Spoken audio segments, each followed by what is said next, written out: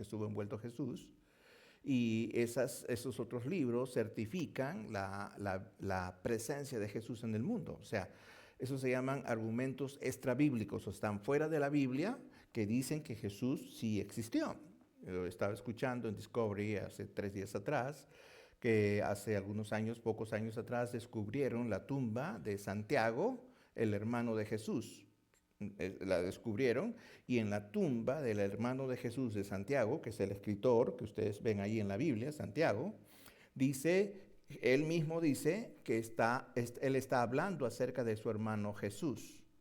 ¿No? Interesante, este es un libro, no es apócrifo porque no es Biblia, sin embargo, está escrito dentro de libros judíos, y esto tiene mucho significado para el mundo no cristiano, el hecho de que se encuentren hasta el día de hoy vestigios de lo que fue Jesús cuando estaba aquí en la tierra. Ahora, cuando nosotros hablamos de Jesús o hablamos de Dios, todos pensamos en algo sobrenatural, porque es cierto, es algo sobrenatural. Pero normalmente cuando alguien quiere venir a Dios, lo hace porque tiene dificultades, o porque es una persona que verdaderamente ha rendido su vida al Señor y sabe que es el mejor medio de poder tener una buena relación con todo el mundo. ¿Me entiende usted? Entonces, acá habemos personas o que pasamos por dificultades o personas que hemos reconocido el señorío de Jesucristo en nuestra vida. Ahora, ¿qué tiene que ver esto con el mensaje? Bueno, todos queremos milagros. Y Jesús, a estos milagros que hemos estado trabajando en el libro de Juan, no le llama milagros, sino se le llama señales. Jesús dice que estas son señales las cuales te van a llevar, te van a conducir al reino de Dios. San Juan 14:6, que dice, ¿quién lo lee de memoria? ¿Quién lo sabe de memoria? Yo soy el camino, yo soy la verdad, yo soy la vida, y nadie viene al Padre si no es por quién. Si no es por mí. Entonces Jesús, durante toda esta serie de milagros que está haciendo, al cual le llama señales, lo que Jesús está diciendo, hey, es posible que muchas de estas cosas no ocurran en ti, pero lo que sí estoy seguro que te van a guiar hacia mí para que tú puedas entender y creer que hay un milagro más grande que yo tengo para ti. Y ese milagro se llama la vida eterna con Jesús, la vida eterna con Dios. San Juan capítulo 9, versículos 1 al 7 dice, al pasar Jesús vio un hombre ciego de nacimiento y le preguntaron sus discípulos diciendo, Rabí, que significa Señor, ¿quién pecó, este o sus padres, para que haya nacido ciego? Respondió Jesús, dijo, no es que pecó este ni sus padres, sino para que las obras de Dios se manifiesten en él. Mas es necesario hacer las obras del que me envió, entre tanto que el día dura, la noche viene, cuando nadie puede trabajar. Entre tanto que estoy en el mundo, luz soy del mundo. Dicho esto, escupió en tierra e hizo lodo con la saliva y untó con el dedo los ojos del ciego. Y le dijo, ve a lavarte en el estanque de Siloé, que traducido es enviado. Fue entonces y se lavó y regresó viendo. Acá el tremendo milagro que hizo Jesús al darle la vista a un ciego de nacimiento. Ahora, esto es lo que nosotros leemos, pero quiero decirles que acá hay mucho más para que nosotros podamos entender, ¿no? Ahora, otra vez, este es el evento de sanación, ¿verdad? ¿No? Pero en el resto del capítulo 10, ahí va a continuar un diálogo de preguntas y respuestas de por qué sucede, por qué no. Y hay una controversia que rodea a todo este evento. ¿Por qué no todos los milagros son así hoy en día, verdad? Entonces, otra vez, quiero hacerles pensar por unos momentos, ¿no? Unos asuntos que son interesantes verlos en este pasaje, ¿no? Y quiero que pienses conmigo un poquito, ¿ok? Quiero que pienses conmigo. Ahora, cuando dices pienses conmigo, es que te voy a dar una mirada que tal vez nunca has pensado en ver, porque es cierto, no es tu trabajo interpretar, no es tu trabajo predicar, pero de alguna manera tengo que darle un punto necesario para que tú puedas entender. Así que vamos a darle una mirada al pensamiento filosófico de la época. Filosofía. Pastor, ¿qué tiene que ver el mensaje con la filosofía? Filosofía es lo que nosotros tenemos en el pensamiento, la cual nosotros la vivimos todos los días. Es decir, nosotros vivimos nuestra filosofía. En dos palabras, filosofía es nuestra manera de pensar. ¿Me entiende usted? Eso es filosofía. Ahora, el pensamiento filosófico de la época era importante, ¿verdad? Porque el tema es la ceguera de este hombre. Y en la filosofía, en la cosmovisión, como le dicen hoy en día, ¿no? Hay una idea que está flotando en el ambiente con una pregunta que hacen los discípulos a Jesús. Le dicen, ¿quién pecó? ¿Este o sus padres? ¿Entiende usted? Ahora, esta pregunta ciertamente es filosófica, pero también se basa en la ignorancia. ¿Me entiende usted? ¿No? ¿Y por qué? Porque realmente no existe una buena razón para hacer esta pregunta, ¿verdad? No existe una buena razón para hacer esta pregunta. Imagínese que usted vea a una persona que es paralítico de nacimiento y de pronto alguien se acerca y le pregunta, ¿tú pecaste o tus padres? O sea, lo que de alguna manera se está pensando de que la parálisis, en este caso la ceguera de nacimiento, era el resultado de posiblemente una situación genética que los padres tuvieron o que los padres no hayan obedecido a Dios y por eso Dios los castigó dándoles una persona así. Si fuera eso, tendríamos que pensar que todos los niños que tienen una situación, ¿no?, anómala en su psiquis, en su mente o en su composición física, son resultado del pecado. Entonces, ¿dónde está la explicación para la falta de vista de este hombre desde su nacimiento? Ahora, déjenme decirle que en el pensamiento judío, esta era una manera de pensar, esta era una manera de entender la vida, ¿no? Esta era una manera de ver la vida. ¿Por qué? Bueno, existen muchos pasajes en el Antiguo Testamento que hablan acerca del pecado de los padres sobre los hijos. Y los judíos tenían muy en claro que esta era la manera de concebir la vida desde el punto de vista de relación con la Torá que ellos conocían, que ellos creían. Entonces, ahora, ¿a qué nos lleva a pensar? Yo me pongo en el cuerpo de este hombre que está ciego y cuando le hacen esta pregunta, seguramente él está repreguntándose en lo profundo de sus pensamientos y dice, ¿qué hice para merecerlo? ¿Qué hice para merecer esto?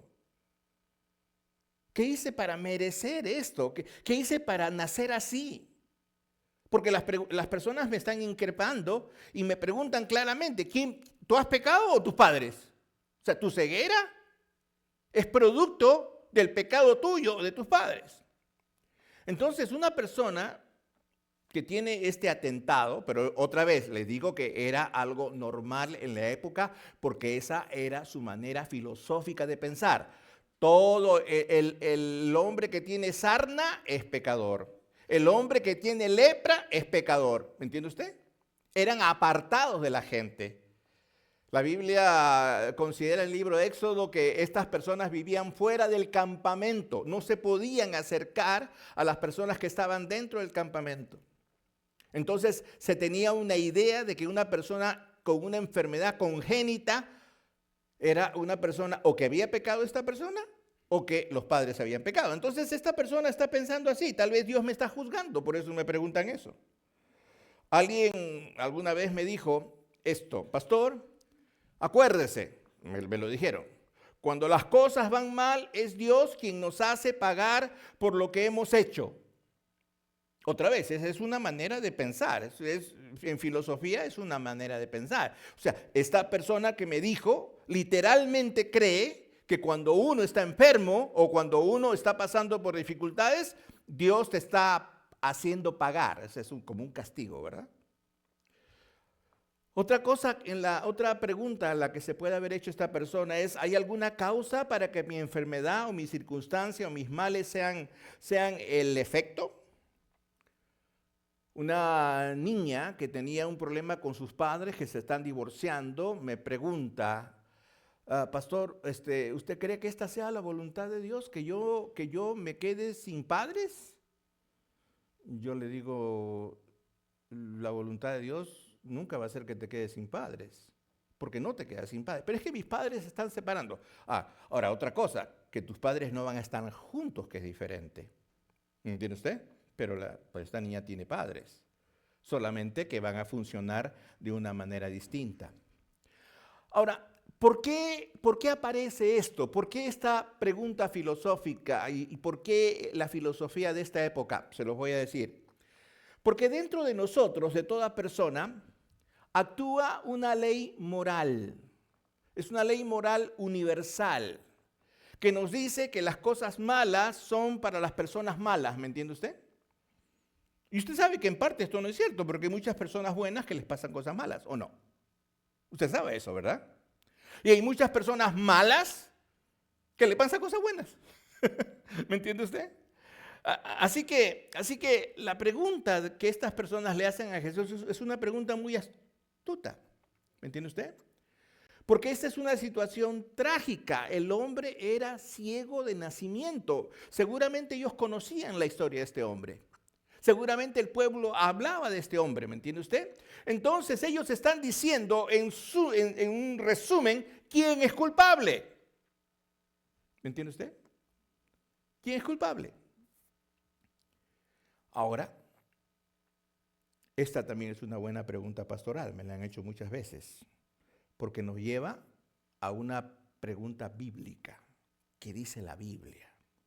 Ahora, existen, según la Escritura, existen aflicciones físicas y enfermedades, existen accidentes, existen muertes que pueden originarse por causas morales. No necesariamente por una causa física, por causas morales, ¿no? La ley moral. La ley moral. Cuando usted, por ejemplo, cuando usted tiene en su corazón el hecho de venir al servicio, es posible que usted sabe que quiere venir al servicio, pero es posible que también se aburra de venir al servicio. Porque existe algo en el interior que empieza a pelear con usted, que le dice: ¿qué voy a hacer? No, mejor me quedo, mejor hago esta cosa, mejor aprovecho. O si usted no pone a Dios primero, entonces, ¿por qué Dios tiene que ponerlo primero a usted cuando usted le pide algo? Pero como existe esa ley moral, muchos llegamos al servicio por una ley moral. O sea, tengo que ir, pues. Espero que la ley moral no te haya traído acá, pero bueno, existen esas causas morales, ¿me entiende usted? Entonces hay por lo menos 3 causas morales universales que nosotros necesitamos entender. La primera causa está en Romanos capítulo 5, versículo 12, que es que la primera causa es el pecado de Adán. Pastor, ya no fuimos hasta el Génesis, ¿qué tiene que ver esto? Dice así: por tanto, el pecado entró en el mundo por un hombre, y por el pecado la muerte. Así la muerte pasó a todos los hombres, por cuantos todos pecaron. Entonces, en mi genética, en tu genética, tú llevas un problema de culpa que pasó desde Adán hasta nosotros. Porque Dios le dijo a Adán: esto tienes que hacer, y Adán no cumplió con obedecer. De tal manera, el hombre es desobediente hasta el día de hoy. Es más fácil desobedecer que obedecer. Es más fácil hacer lo malo que hacer lo bueno. ¿Me comprendes tú? Entonces, y esto es una causa moral. El pecado de Adán vive en mí, la desobediencia. Por eso que yo voy a pelear conmigo mismo, porque existe algo que me dice, sé obediente, haz las cosas como debe de hacer. Ay, pero no, pues, no, esto no puede ser, no se va a salir con la suya. Entonces hay una pelea interior, hablando de los creyentes. Los que no son creyentes, por supuesto, ni siquiera lo aceptan, ¿no? Adán es un cuento, Adán es un chiste, Adán no existe. Pero la Biblia dice, como dije otra vez, y les voy a leer otra vez el versículo, que la culpa es de Adán. Romanos 5:12. Por tanto, como el pecado entró en el mundo por un hombre y por el pecado la muerte, así la muerte pasó a todos los hombres por cuanto todos pecaron. O sea que Adán tiene la culpa por la muerte. Y tiene la culpa por lo que está pasando en mí. La segunda causa moral es el pecado de los padres. Y la Biblia lo dice claramente. Dice, entonces, estas personas tenían razón. Recuerde que estamos hablando del pensamiento filosófico de los judíos. Y eso es lo que ellos pensaban. ¿Qué dice Éxodo capítulo 34, versículo 6? Dice, y pasando Jehová por delante de él, proclamó Jehová fuerte y misericordioso, piadoso, tardo para la ira y grande misericordia y verdad, que guarda misericordia a millares, que perdona la iniquidad, la rebelión y el pecado, y que de ningún modo tendrá por inocente al malvado, que visita la iniquidad de los padres sobre los hijos y sobre los hijos de los hijos hasta la tercera y cuarta generación. Entonces es un versículo así nomás, no está, muchas veces no se predica sobre este versículo, ¿me entiende usted? Pero es interesante, el pecado de los padres se repite en los hijos, ¿me entiende usted? Cuando usted hace un análisis, muchas personas dicen, pastor, me equivoqué a la hora de casarme, no miré bien a la persona con la que me casé. Bueno, perfecto, es posible que la otra persona tampoco te haya visto bien a ti, ¿me entiende usted? Ahora, y el pecado de los padres se repite sobre los hijos. Quiere decir que si hay drogas en la casa, si hay alcohol en la casa, si hay borracheras, pleitos, si hay chisme, si hay partición de hogares, si hay adulterios o cosas así, es muy probable que los hijos hagan lo mismo. Y es muy probable, casi seguro, que los hijos de los hijos de los hijos hagan lo mismo. Dice, esto se repite hasta la tercera y cuarta generación. Pero quiero que entiendas cómo empieza el versículo, porque allí el versículo indica que esto es en aquellos que hacen iniquidad contra sus padres, o sea, que atentan contra sus padres. Ahora, sin embargo, también en la misma Biblia encontramos un pasaje, y tiene que ver mucho con la relación que tenemos con Dios a través de Jesucristo.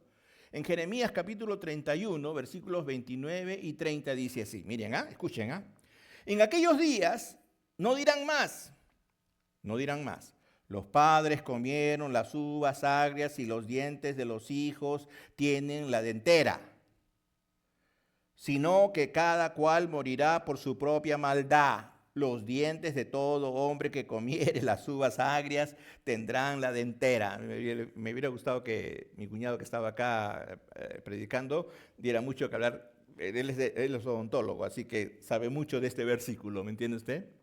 Pero lo que le trato de decir es esto, ¿no? Que es cierto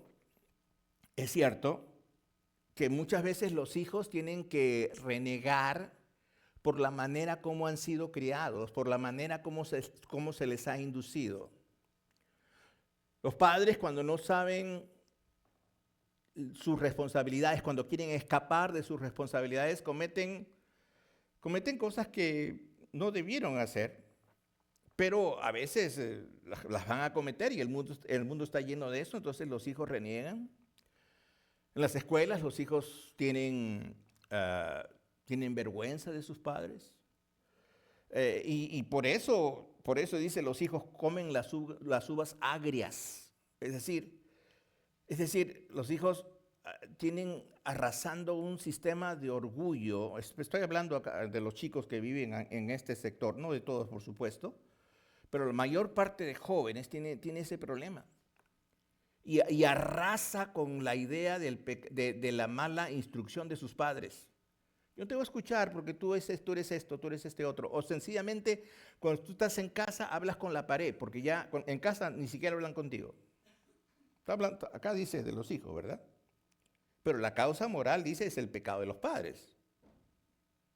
Cuando uno viene a la iglesia, lo primero que hacemos nosotros es comenzar una reinstrucción. Yo le llamo reinstrucción más que instrucción. Reinstrucción porque es necesario que tú empieces a pensar como debiste de pensar antes. Y hay que llevarte al punto de entender que tú necesitas situarte desde abajo para poder crecer y crecer y crecer. Pero cuando en tu pensamiento está la idea de que nadie me va a enseñar a mí algo que no quiero, entonces empieza el asunto de rebeldía. Entonces te conviertes en un asistente, tal vez, pero no en un seguidor de Cristo, porque no quieres someterte a la idea. Y todo esto tiene que ver con la segunda causa moral, que es el pecado de los padres. El primero era el pecado de Adán, que está en nosotros, la desobediencia, la culpa. Y el segundo es el pecado de los padres. O sea, los padres me hicieron así. Yo soy el producto de mis padres. Pero, según este versículo, aquí dice que cada uno morirá por su propia maldad. Acá lo está aclarando. O sea, llega un momento, yo siempre cuando tengo consejería con familia, le digo así: mira, si tus niños son menores de edad y están en tu casa, tú eres la ley en la casa. Tú te sometes al Señor y tú eres la ley. Si tú dices no celular, no celular. Si tú dices no calle, no calle. Si tú dices esto, es porque tú eres la ley, porque viven en tu casa. Pero si tus niños cumplen años, ya son mayores de edad y quieren irse de la casa y hacen su propia vida, entonces a ti te queda solamente el deber, no la responsabilidad. Porque el que se va de la casa, que se mantenga solo. Que haga sus cosas solo, que haga sus cosas solo, a ver si puede resistir en la calle. Entonces, en la casa tienen que haber reglas, ¿me entiende usted? Y los padres son los encargados de proponerlas. Y los hijos son los encargados de gozarse. Las reglas no son malas, son para cumplirlas. La tercera causa moral es nuestro propio pecado. Lo primero es el pecado de Adán, segundo el pecado de los padres y nuestro propio pecado. Deuteronomio 28 nos da un largo versículo ahí desde el capítulo del punto 16. Lo voy a parafrasear, dice así: si no obedeces al Señor tu Dios, ni cumples fielmente tus mandamientos y preceptos que hoy te ordeno, vendrán sobre ti y te alcanzarán todas estas maldiciones. Y empieza una lista de maldiciones. Maldito serás en la ciudad y maldito en el campo. Malditas serán tu canasta y tu mesa de amasar. Malditos serán el fruto de tu vientre, o sea, tus hijos, tus cosechas, los terneritos de tus manadas y los corderos de tus rebaños. Es decir, tus negocios serán afectados. Maldito serás en el hogar y maldito en el camino. ¿Ok? Y esto nos está diciendo que así va a ser nuestra vida personal. Porque si vives en desobediencia a Dios, si te consideras independiente de Dios, habrán consecuencias en tu vida. Esto es un poco difícil decirlo, porque la diplomacia hace de que muchos pastores tengamos cierto reparo en decir estas cosas, porque es posible que el siguiente domingo no vea a nadie más en la iglesia. Porque es así. O sea, ¿a quién le gusta que le digan esto? Por lo tanto, cuando encuentro tantas maldiciones solamente por desobedecer, entonces dice, pero es que para Dios desobedecer es trágico. Y como digo, todo esto está colocado en el pensamiento judío. Todo esto está colocado en el pensamiento judío. Por eso le llamamos la forma filosófica de la época judía. Obviamente los judíos han cambiado mucho sus pensamientos. Lo que pasó en octubre, hace algunos años atrás, donde hubo tremenda masacre, ¿qué estaban haciendo los judíos? Yo no estoy justificando nada por si acaso, no, esto no es. Pero ¿qué estaban haciendo? Una fiesta de rock, un asunto bastante grave allí. Bueno, los mataron a muchísimas personas. Ahora, otra vez. ¿Por qué, pastor? Bueno, hay consecuencias morales en cuanto a lo que nosotros pensamos.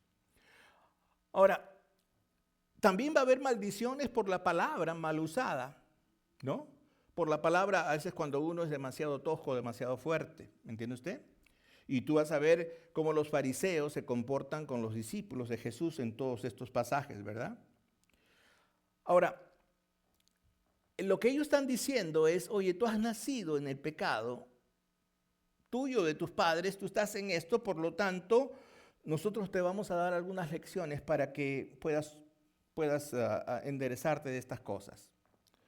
Tal vez ellos están pensando, este hombre es un hijo ilegítimo.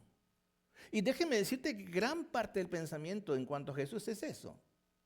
Jesús es un hijo ilegítimo, no nació de José. Jesús es el hijo de María, pero los judíos no pueden considerar que Jesús es fruto del Espíritu Santo. Entonces ellos tienen esa idea, los judíos, por eso que los judíos no consideran a Jesús como el Hijo de Dios. ¿Entiende usted? Y en fin, otra vez, hay muchos pensamientos. Ahora, recordamos que cuando recién comencé a predicar esta serie, vimos también a otra persona que estaba paralítico. ¿Se acuerdan ustedes en el estanque de Siloé?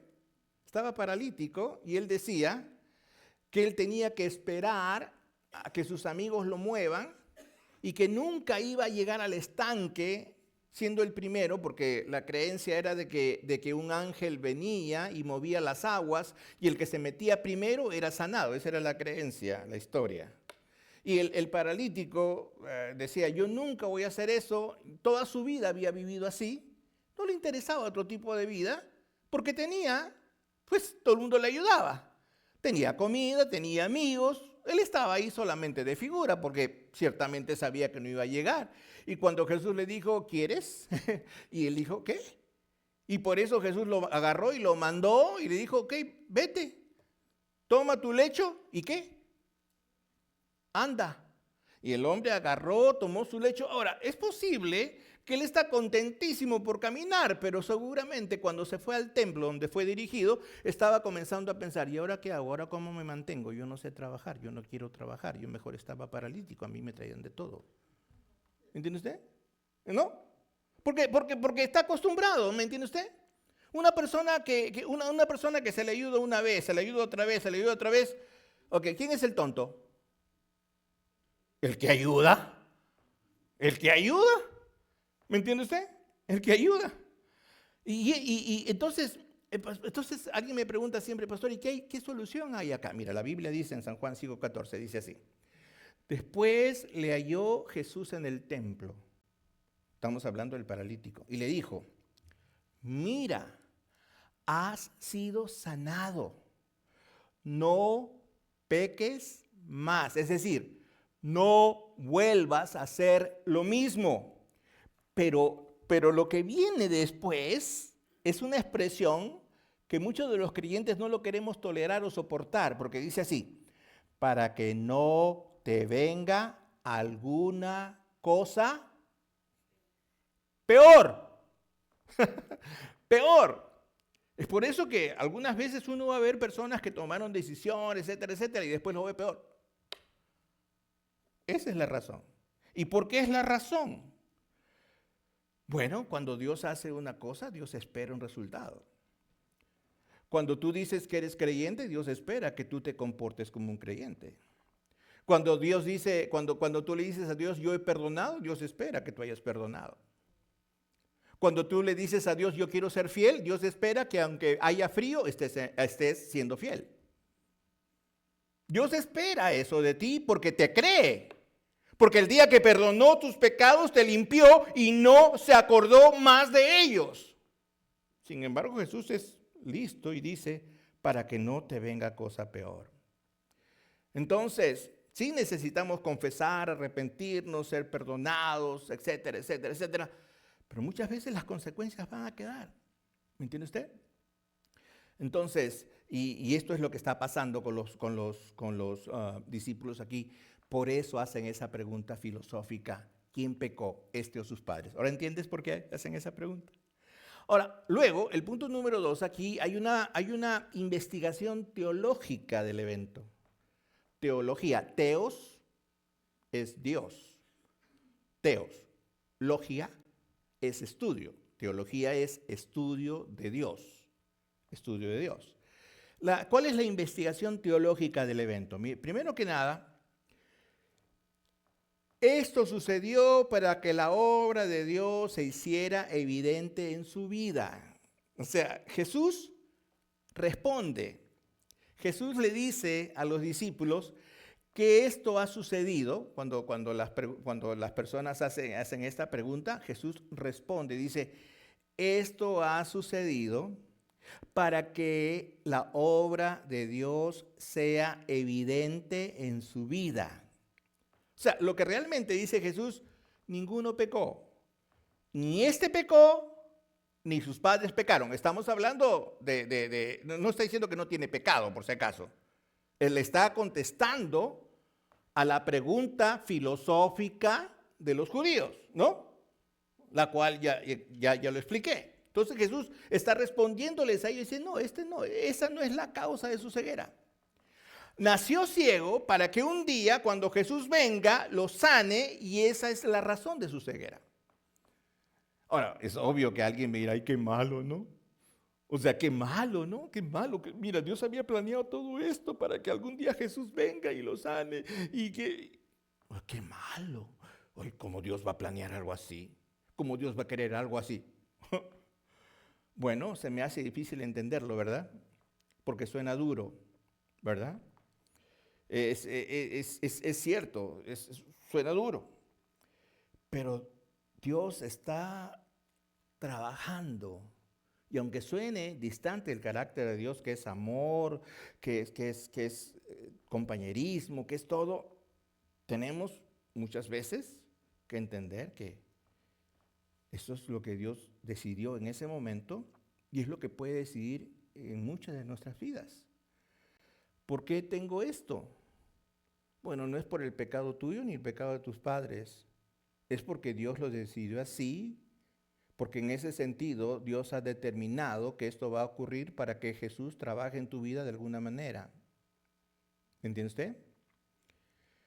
Entonces, cuando esto ocurre en nuestras vidas, hay una pregunta que debe de venir a mi mente, es, ¿qué va a hacer Dios en esta situación? Esa es la pregunta que usted debe de hacer cuando usted pasa o mira o conoce a alguna persona que está en esta situación. Les he dicho, todos queremos milagros en estos días. ¿Qué va a hacer Dios en esta situación? Esta es una situación imposible, es una situación difícil, es una situación que yo no puedo solucionar, es una situación que me rindo todos los días, pero no pasa nada. Bueno, otra vez, Dios no va a hacer nada porque tú quieres.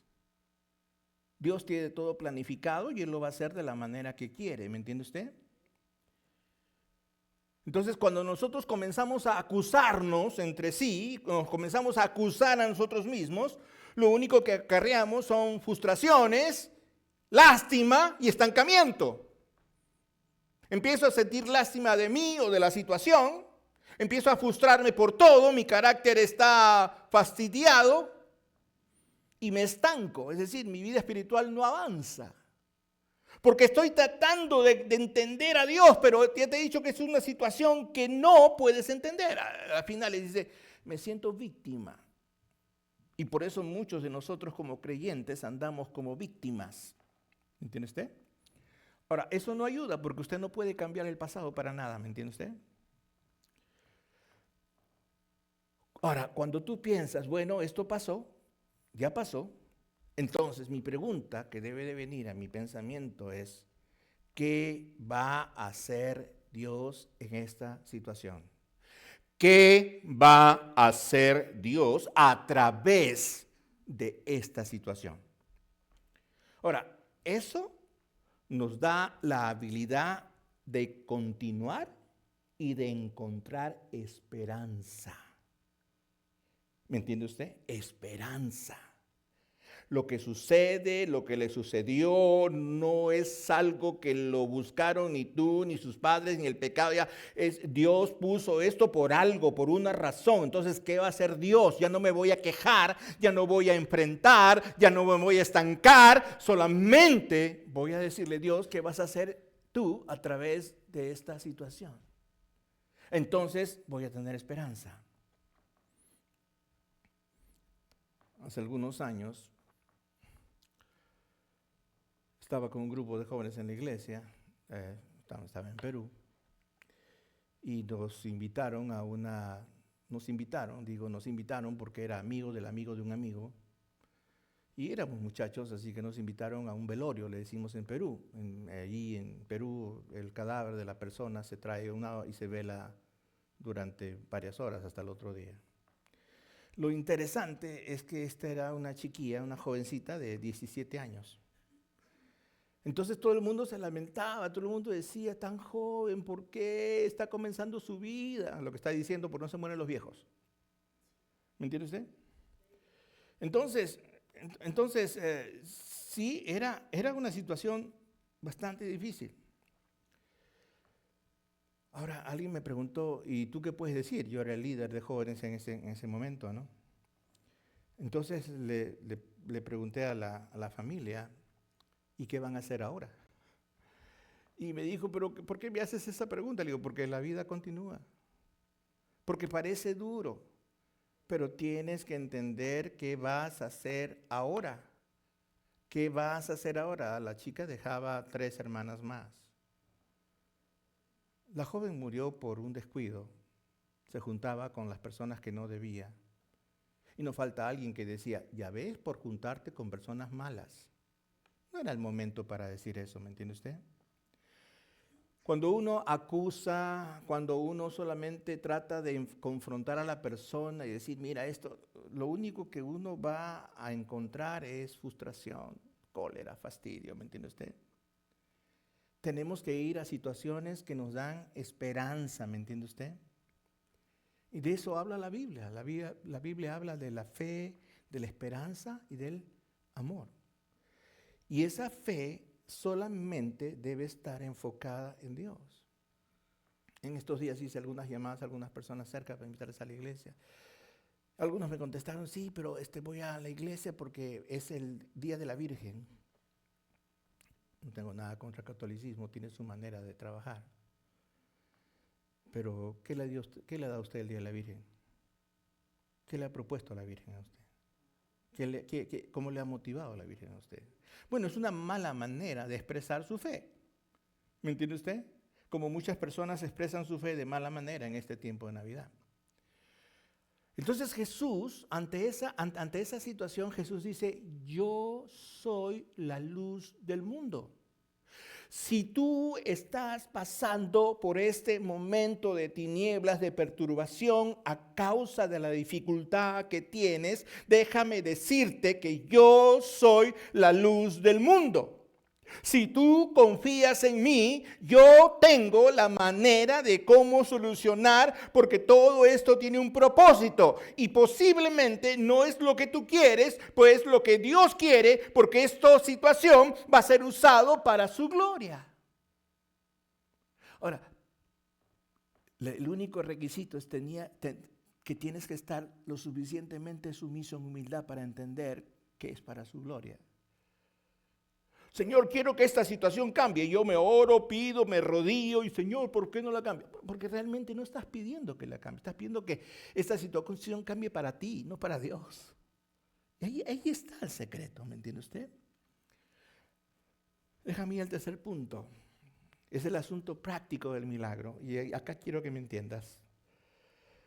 En el versículo 6 dice, Él escupió en el suelo, hizo barro y se lo puso en los ojos a ese hombre. y lo envió al estanque de Siloé a lavarse. ¿Me entiende usted? Ahora, otra vez, es algo raro, ¿verdad? Es algo raro, es algo raro. Este hombre está ciego, Jesús escupe. No me parece tan higiénico, ¿verdad? Ahora, pastor, usted está censurando a Jesús. Bueno, te digo, pues, si tú ves que alguien escupe y hace barro y te lo pone en los ojos, ¿qué vas a pensar? ¿Está loco o no? Pero este es Jesús. Sale completamente del molde. Los discípulos habrán dicho, oye, recuerden que para ellos era lavarse las manos era específico, lavarse los pies. Ellos eran, o sea, el pueblo judío era un pueblo limpio por orden de Dios. Entonces, ¿qué está pasando con Jesús? ¿Qué está haciendo? ¿Qué está haciendo? Bueno, aquí quiero que entiendas una cosa. Jesús está comenzando este proceso de sanidad. Porque Él dice que lo untó con el barro y le dijo, vete al estanque de Siloé donde he hecho otras cosas y vas a ver lo que pasa. Y bueno, pues, y usted sabe, no tengo mucho que explicar. Porque el hombre pudo ver. Ahora, eso es lo que estaba esperando Dios, eso era todo el proceso que Jesús tenía que encontrarse con ese hombre para que Jesús haga eso. ¿Para que haga qué? Eso sí. Ahora, con eso tengo que decirte algo. A veces nuestra manera de pensar en Dios lo encasillamos en ciertas maneras que nosotros tenemos de ver la vida. Es como decir acá, ¿no? Estamos sentados, todos están quietecitos, no se rían porque Jesús no se ríe. ¿Usted cree que Jesús no se ríe? Hable. ¿Se ríe o no se ríe? Claro que sí. ¿Usted no cree que Jesús se acerca a usted y le dice, hola, ¿cómo estás? ¿Y qué tal? Es el primero que le estrecha la mano. ¿Usted no cree eso? No, pero es el rey. Yo tendría que acercarme y arrodillarme a él. Sí, pues, pero él quiere ser con nosotros. Él dice, vosotros sois mis amigos y haced lo que yo os mando.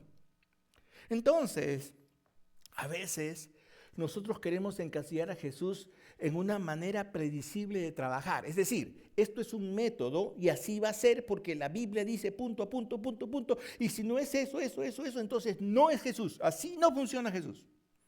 Bueno, en este caso a Jesús se le ocurrió hacer algo completamente diferente. Porque de lo contrario, si fuese un método para sanar a los ciegos, entonces todo el mundo haría barro con una saliva y se lo pondría a los ciegos, ¿verdad? ¿O no? Si fuese el método de hacer barrito con saliva, ¿no? Pues hacemos barrito. No, pero era Jesús. Lo que estoy tratando de decirte es que Jesús realmente era impredecible. ¿Sabe qué quiere decir impredecible? Quiere decir que uno no conoce ni el día, ni la hora, ni el momento, ni la manera como va a ser. Pero de una cosa estoy seguro que Él va a hacer. Cuando dice la Biblia, si tú le pides, Él responde. Si tú llamas, Él abre. Y eso es lo que dice. Entonces, estoy completamente seguro. Y estoy mirando la cara de Pedro, la cara de Juan. Dice, ¿qué estás haciendo, Jesús? ¿Qué estás haciendo? ¿Por qué escupes en el suelo? Posiblemente alguien burlón se habrá puesto a reír ahí. Mira, está haciendo esto, ¿verdad? Esto lo digo por si acaso alguno de ustedes creen en métodos de sanidad. No existen métodos de sanidad. Jesús va a trabajar, Dios va a trabajar de una manera completamente impredecible, ¿me entiende usted? Por eso Jesús dice, yo soy la luz del mundo, lo único que tienes que hacer es creer en mí y yo voy a hacer esto a mi manera, no a tu manera, ¿me entiende usted? Sus métodos van a variar, sus propósitos no van a variar. Entonces cuando uno empieza a trabajar conjuntamente con Jesús, dice la Biblia que uno tiene que estar de acuerdo con su voluntad. En la primera instancia, Señor, yo estoy de acuerdo con tu voluntad. Esa es la voluntad general, que todos sean salvos. Pero existe la voluntad de Dios para mi vida. quiere que yo trabaje en este lugar, quiere que yo haga esta labor, quiere que yo esto... Dios tiene contado hasta el día de mi muerte, sabe cómo va a pasar. Y esto es parte de su voluntad. Y cuando tenga que estar en el proceso, si es que a alguno nos toca estar en un proceso de tránsito para la muerte, tendremos que pensar que gracias Señor, va a llegar el día en que tú has puesto el día en que me voy a ver contigo, Señor. ¿En qué va a pasar hasta ese día? No sé, pero voy a gozarla contigo. Es por eso que muchas personas que son creyentes cuando tienen cáncer ni se les nota. Entonces, esta historia nos ha dado 3 preguntas. La pregunta filosófica, ¿hay una causa para su enfermedad? La pregunta teológica, ¿no? ¿Dios causó esto? Y la pregunta práctica, ¿no? ¿Habríamos aceptado que una persona en la iglesia escupa en el suelo para que nos ponga algo en el ojo para decir que todo va a estar bien? Quiero ser original contigo, ¿me entiende usted? ¿Cuál va a ser el resultado? El resultado va a ser que Jesús quiere imprimir su carácter en nosotros. Que Cristo sea formado en nosotros a través de la circunstancia que estamos pasando. A nadie le gusta sufrir. Nadie quiere pasar por lo que tú estás pasando. Si comenzamos a hablar, cada uno de nosotros cree que tiene o vive la peor circunstancia del mundo, porque no nos hemos puesto a hablar los unos con los otros. ¿Me entiende usted? Pero lo que te tengo que decir es algo. Dios siempre va a hacer su voluntad. Y cuando tú te alineas con Dios, cuando te alineas con su palabra, cuando te alineas con la voluntad de Dios, la asistencia a la iglesia, discipulado, creer, bautizarte, levantarte, etcétera, etcétera, es cuando Dios empieza, pastor, Dios va a cambiar la situación. No, Dios te va a cambiar a ti primero. Y te va a ayudar a mirar la situación desde el punto de vista de Dios. La vista panorámica de Dios. ¿Que eres Dios? No, te va a dar sus ojos para que puedas comprender el por qué te sucede lo que te sucede. ¿Quién pecó? ¿Este o sus padres? ¿Por qué te tocó vivir esta situación? Empieza a preguntarle a Dios hoy, Señor, estoy en esta situación, ahora solamente dime qué vas a hacer. Yo quiero confiar completamente en ti. Estoy completamente dispuesto a que tú empieces a trabajar en mi vida, pero tengo esperanza. Esa es una de las razones por estar acá en la iglesia, por leer la palabra, por tratar de entender cada pasaje, cada señal que nos da Jesús. Ya sabes, si estás pasando por un asunto delicado en tu vida, especialmente en esta Navidad, Dios tiene un propósito. Nada se ha escapado de Él. Nada, nada, nada. Dios tiene algo para ti. Cierra tus ojos donde estás. Cada ojo cerrado, cada rostro inclinado. Eso es un asunto entre tú y Dios. No voy a invitar a nadie a salir. Solamente quiero que pienses y que tomes una decisión en el fondo de tu corazón, de tus pensamientos. Ya no te quejes, ya no te frustres, ya no reniegues. Ahora solamente dile, Dios, aquí estoy, dispuesto a ser usado. Dime qué vas a hacer y yo lo acepto. Ahí donde estás, dile al Señor. ¿Estás orando así? Te voy a ayudar. Señor, ora conmigo, Señor. Tú conoces, Señor, lo que me pasa. Tú sabes lo que hay en mi interior. Sabes que hay muchas cosas que yo no hubiera deseado, Señor. Yo no sabía por qué, no quería entender por qué. Ahora menos. Si estoy en una situación en donde puedo aceptar, Señor, de que tú creaste esto, Señor, porque soy una persona que puede tolerarlo. Te agradezco, Señor, en esta noche. Ahora permíteme, Señor, solamente hacerte una pregunta. ¿Qué vas a hacer con esto, Señor?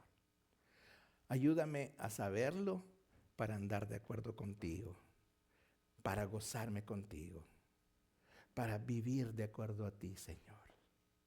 Gracias, Padre, por tu gran amor y tu gran cuidado. En el nombre de Jesús te suplico. Amén. ¿Tenemos algo para cantar?